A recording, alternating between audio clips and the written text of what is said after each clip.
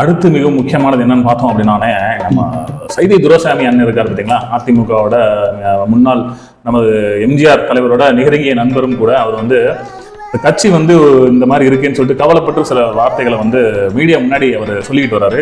Sorry, அவர் என்ன சொல்றாரு அப்படின்னா வந்து, வரும் தேர்தலில் வந்து அதிமுக வந்து பிஜேபியோட ஏன் கூட்டணி வைக்க வேண்டும் அப்படின்ற காரணத்தை எடுத்து சொல்லியிருக்காரு சைதை துரைசாமி. அவரோட அதாவது கடந்த ஆண்டு 4 வருடம் ஆட்சியில் இருந்தாங்க.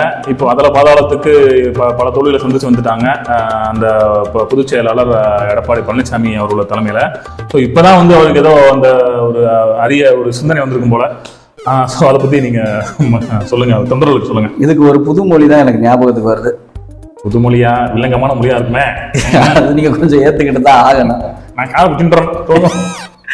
அள்ளி முடிஞ்சாலாம் கொண்ட அவுத்து போட்டு நின்னாலாம் பிடா.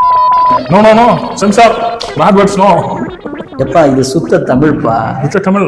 ஓகே, நல்லா இருக்கு. மாற்றி போவோம்.